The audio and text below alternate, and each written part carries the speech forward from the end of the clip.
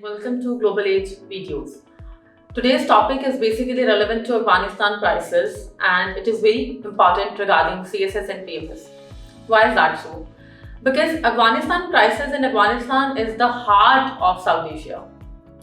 बहुत सालों से अगर हम इसकी हिस्ट्री को देखें तो बहुत से सुपर पावर्स जो हैं वो अफगानिस्तान को केटर करने की कोशिश करती रही हैं and the reason behind that is Afghanistan का अगर आप बॉर्डर देखो तो तांस कंट्री जिनको हम सेंट्रल एशियन रिपब्लिक्स कहते हैं उनसे कनेक्ट करता है and in central Asian Republic से रशिया तक कनेक्ट करता है विच इज वेरी गुड। अगर अफगानिस्तान को आप केटर कर लेते हैं तो इसका कैटेगोरिकल मतलब ये है कि आप पूरे एशिया के अंदर अपनी मोनोपोलाइजेशन को स्ट्रॉन्ग कर सकते हैं। So current situation of Afghanistan में क्या ये कहना दुरुस्त होगा कि अफगानिस्तान जो है वो आने वाले वक्त में बहुत इंपॉर्टेंट कंट्री हो सकता है एशिया का? I don't think so. Why is that? इसको मैं कोटेशन से स्टार्ट करूंगी। Dying is easier, living is harder. Same goes for Afghanistan. Fighting was very easy but to govern a state is very difficult, क्योंकि आपको govern करने के लिए बहुत से स्ट्रक्चर्स चाहिए।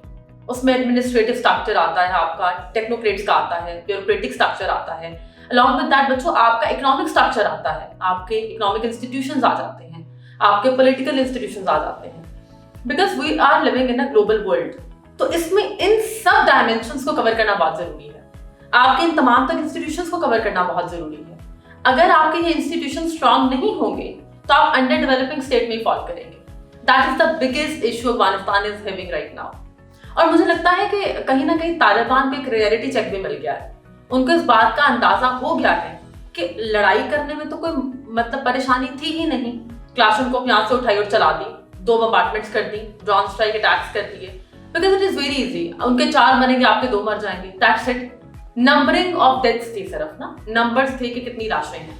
बट नाउ अब जो प्रॉब्लम है उसमें उन्होंने पॉवर्टी को खत्म करना है, गुर्बत को खत्म करना है, महंगाई इन्फ्लेशन को खत्म करना है, ग्रोथ रेशियोज को इंप्रूव करवाना है, जीडीपी जीएनपी को बेहतर बनाना है, ट्रेड को मैक्सिमाइज करना है ताकि वो इंटरनेशनल एरेना और ग्लोबल वर्ल्ड में स्टैंड आउट करा सके अपनी स्टेट को। वो ये प्रूव कर सकें कि अमेरिका यहाँ से गया है तो that was the absolute right decision, क्योंकि we have all the capacities to run और गवर्न अ स्टेट। ये सब करने के साथ साथ मोस्ट इंपॉर्टेंटली उनको एनर्जी को डील करना है। दैट मीन्स एनर्जी कहाँ से आएगी, क्योंकि एनर्जी नहीं मौजूद है तो इंडस्ट्रीज नहीं चलेंगी, इंडस्ट्रीज नहीं है तो एम्प्लॉयमेंट नहीं है, एम्प्लॉयमेंट नहीं है तो जीडीपी नहीं है, जीडीपी नहीं है तो ग्रोथ रेशियोज नहीं है। That is a circular process, one to another, another to another. तो अगर ये चीजें मैनेज नहीं होंगी और केटर नहीं कर पाएंगे, that means it is a clear cut failure of Afghanistan government. अब थोड़ी सी सिचुएशन और डिस्कस कर लेते हैं अफगानिस्तान की। तो मैं आपको बताती चलूं कि अफगानिस्तान 80% डिपेंडेंट था फॉरेन एड के ऊपर। फॉरेन एड जो यूएस उसको प्रोवाइड कर रहा था, नेटो अलायंसेस प्रोवाइड कर रहे थे, वही उनके नॉर्दर्न अलायंस की गवर्नमेंट को मिलती थी और जनाबे वाला वहीं से वो स्टेट के मेजर पर्पसेस को फुलफिल करते थे। अब हुआ क्या है, विड्रॉ के बाद बेसिक मेजर इशू ये आया है कि सारी की सारी फॉरेन एड कट हो गई। फॉरेन एड के कट होते ही जितने भी उनके अकाउंट्स थे उनको फ्रीज कर दिया गया है। अब फॉरेन एड कट हो गई 80%, बाकी जो 10 to 15% अकाउंट्स थे वो फ्रीज हो गए। तो दैट मींस 95% एसेट्स तो मौजूद ही नहीं है। 95% एसेट्स को अगर आप खत्म कर देते हैं तो 5% बचते हैं। उन 5% से आप किस तरह से लाखों की आबादी को केटर कर सकते हैं, आप कैसे संभाल सकते हैं? आप 3 वक्त के खाने का एस्टिमेट लगा लें पाकिस्तानी रुपीस के अकॉर्डिंगली, क्योंकि अफगानिस्तान की करेंसी भी कोई बहुत अच्छी नहीं है। तो आप देख लें कि हमें कम से कम भी मतलब अगर 4 लोग हैं तो वी नीड 2000 to 2500 रुपीज। ठीक है, एक चंक चाहिए अगर एक दिन का 3 वक्त का अच्छा हेल्दी खाना खाना है। But the fact is Afghanistan में तो ऐसा कुछ है ही नहीं। पहले उनको पैसा मिलता था क्योंकि टेररिस्ट को डिफरेंट फंडिंग आती थी जिनको हम तालिबान कहते हैं, और on the other way around की गवर्नमेंट जो थी सिटिंग गवर्नमेंट उसको सेपरेट फंडिंग आती थी। अब पहला मसला तो ये है फूड एंड हंगर क्राइसिस, क्योंकि वहां पर no dams are available, no water reservoirs, कुछ भी नहीं है। तो पहला तो इशू ये है कि पानी कहाँ से आएगा, which is the basic need of domestic usage, वो कहाँ से पूरी होनी है। दूसरी बात है वही पानी एग्रीगेरियन कल्चर में भी यूज होता है जिसको हम एग्रीकल्चर इकोनॉमी कहते हैं, एग्रीगेरियन इकोनॉमी कहते हैं। तो वो जो पानी है उसके क्योंकि डैम्स और रिजर्वायर्स नहीं है तो इसका मतलब है एग्रीकल्चर के लिए पानी नहीं है, तो डेफिनेटली उनका फूड क्राइसिस वहीं से एग्जैजरेट हो जाएगा। पहला water crisis which is heading towards the food crisis. अब फूड और वाटर 2 बेसिक नेसेसिटीज हैं, अब ये तो कट डाउन हो रही है सीधा सीधा। नेक्स्ट पे हम चले जाते हैं, हर किसी को कैपिटलिस्टिक वर्ल्ड के अंदर पैसा चाहिए क्योंकि एवरीथिंग इज अ कमोडिटी। अब वहां पर जॉब्स अवेलेबल नहीं है, एम्प्लॉयमेंट अपॉर्चुनिटीज नहीं है, इसकी वजह से पर कैपिटा इनकम नहीं है। जब आपके अर्निंग हैंड्स नहीं है फैमिली में या फिर ओवरऑल स्टेट के अंदर, तो इसका मतलब है कि आपकी economics over the period of time squeeze करती जाती है। और आपकी इकोनॉमी का स्क्वीज करने का मतलब सीधा सीधा ये है कि आप क्राइसिस में जा रहे हो, ठीक है। अलॉन्ग विद दैट उनकी इंडस्ट्रीज जो है वो बहुत ज्यादा टेक्नोलॉजिकल एडवांसमेंट के पर्सपेक्टिव या उसकी जॉनरा पे बेस नहीं कर रही, एंड ऑब्वियसली इसके लिए उनको बाहर से जो है वो इम्पोर्ट करनी पड़ेगी। जब मैक्सिमम इम्पोर्ट्स होंगी तो वो डेट की सिचुएशन क्रिएट होगी। Why is that so? Because उनके अकाउंट्स फ्रीज हैं, they don't have the dollars to buy anything. तो इसका मतलब है जो चीज इंपोर्ट होकर आ रही है वो उनके डेट के चार्ट में ऐड होती जाएगी, तो उससे उनका इंटरनल एक्सटर्नल डेट क्राइसिस भी बहुत ज्यादा मैक्सिमाइज कर जाएगा। और अल्टीमेटली होगा क्या? डेफिनेटली फॉरेन पावर्स को दोबारा से इंटरवीन करना पड़ेगा। और ये वही सिचुएशन है बच्चों जो पहले थी।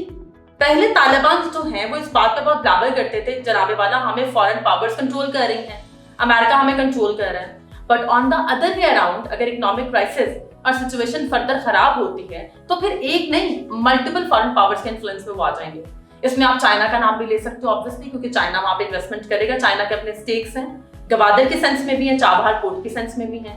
वो नहीं चाहते कि उनका कोई भी प्रोजेक्ट स्टेक पर जाए, ठीक है। अलॉन्ग विद दैट रशिया के वहां पर अपने इकोनॉमिक इंटरेस्ट भी हैं और पॉलिटिकल इंटरेस्ट भी हैं, क्योंकि यूएसएसआर के टाइम पर उनको वहां पर डिफीट हुई थी। अब वो भी मैनिपुलेट करना चाहेंगे तालिबान को। उसके बाद आप आ जाए जनाबे वाला इंडिया के ऊपर। इंडिया की वहां पर इंफ्रास्ट्रक्चर डेवलपमेंट के ऊपर पैसा बहुत लगा हुआ है।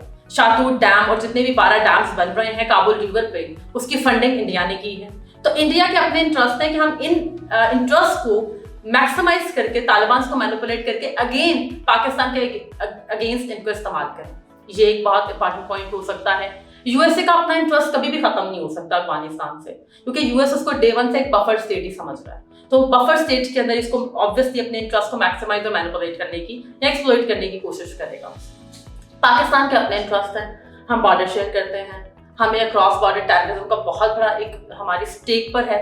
Along with that China Pakistan economic corridor, Gwadar जो है, गवादर पोर्ट ऑन स्टेक जा सकती है अगर हम तालिबान के एग्रेशन को कंट्रोल नहीं कर पाते हैं तो कहने का मतलब क्या है कि डिफरेंट इसमें कंट्रीज के इंटरेस्ट हैं।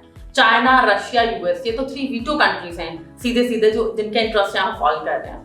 बाकी ऑब्वियसली अगर इंडिया और पाकिस्तान की भी बात की जाए तो ये न्यूक्लियर वेपन स्टेट्स हैं जिनके इंटरेस्ट अफगानिस्तान में फॉल कर रहे हैं। तो अफगानिस्तान की सिचुएशन तभी बेटे पीसफुल हो सकती है, या तभी बेहतर हो सकती है, या तभी एक एक पॉजिटिव इंसाइट हमें वहां पे मिल सकती है जब वहां पर बेसिक नेसेसिटीज की स्कार्सिटी ना हो।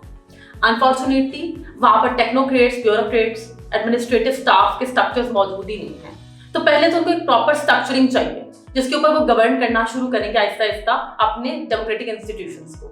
तो सबसे बड़ा इशू तालिबान को करंटली ये है, जिसमें पाकिस्तान उनको असिस्ट कर सकता है, इवन इंडिया उनको असिस्ट कर सकता है, चाइना उनको असिस्ट कर सकता है। तो पहली तो बात ये है। दूसरी है theological structure of the government. वो रिलीजियस कॉनोटेशन पे गवर्नमेंट को बेसिकली गवर्न करना चाहते हैं, तो उनको डेफिनेटली थियोलॉजिकल स्ट्रक्चर और जो मॉडर्न स्ट्रक्चर है उसकी थोड़ी इंटरमिंगलिंग करनी पड़ेगी ताकि वो सर्वाइव कर सके ग्लोबल एरेना के ऊपर।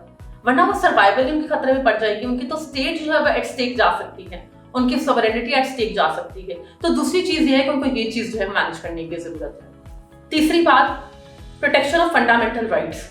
उनको बेसिक नेसेसिटीज के साथ साथ वहां के लोगों की right to life, liberty, property को जो है इन मेजर राइट्स को सिक्योर करना है। क्योंकि अमेरिका के ऊपर क्लेम ही यही था कि वहां पर रेप बहुत ज्यादा होता है, अमेरिकन जो आर्मी है वो वहां पर ब्रुटैलिटी करती है, डेथ्स और किलिंग्स कर रही है, टारगेट किलिंग्स हो रही हैं। तो ये क्लेम जो है तालिबान को किसी ना किसी तरह मैनेज करना पड़ेगा। बट अगर इसी एक्सट्रीम लेवल के साथ वो राइज करते हैं तो डेफिनेटली वहां पर फंडामेंटल राइट्स की प्रोटेक्शन जो है that's a big question mark. तो ये तमाम तरह सिचुएशन है जो अफगानिस्तान में करंटली चल रही है, इनको इन सोल्यूशंस के ऊपर काम करने की जरूरत है।